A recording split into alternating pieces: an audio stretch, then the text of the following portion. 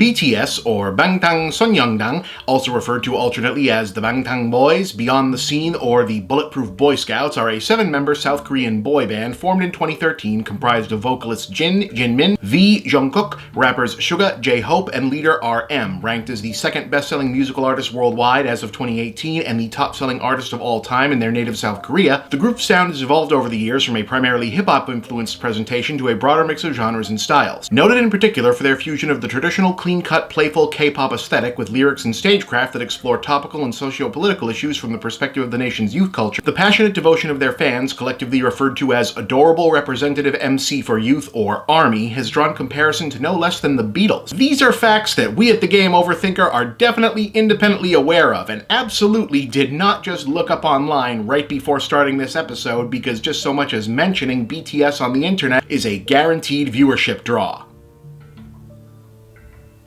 인상에 대한 BTS. Folks, the economics of the internet are what they are.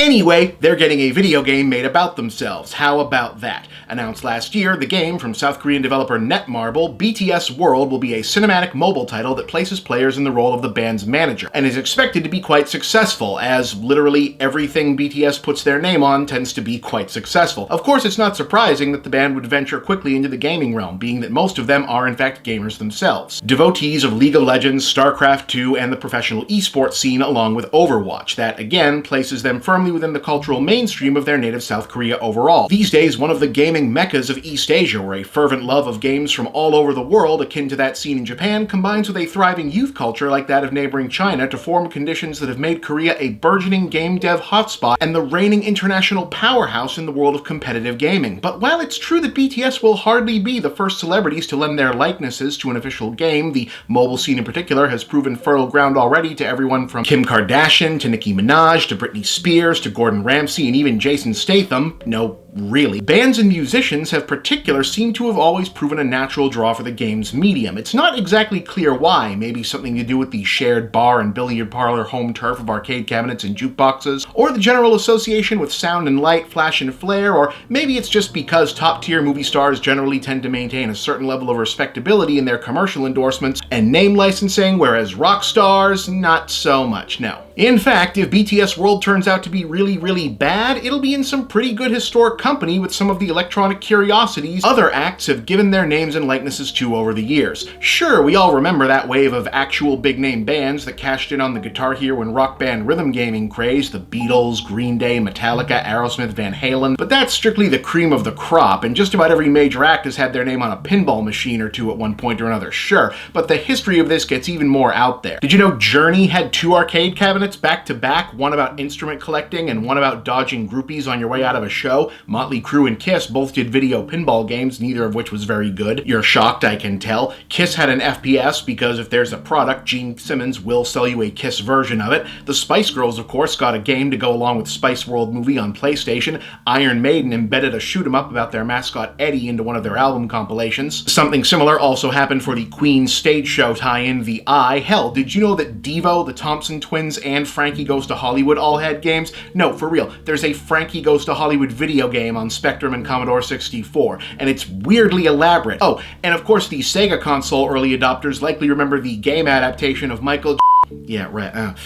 We don't have to talk about that one.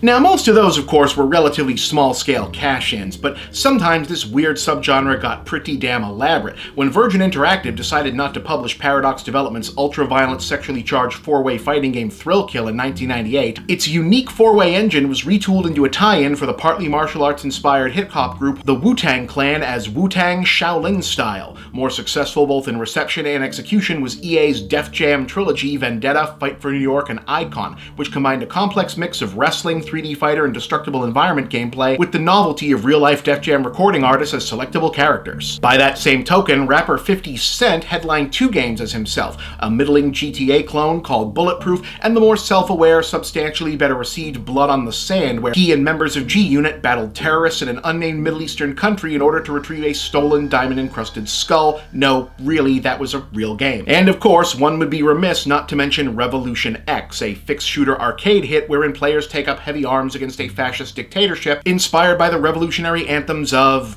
Aerosmith, because nothing said youthful teenage rebellion in 1994 like dad rock from the 70s performed by rockers in their late 40s. If you're watching this, then they've taken over. It's up to you now.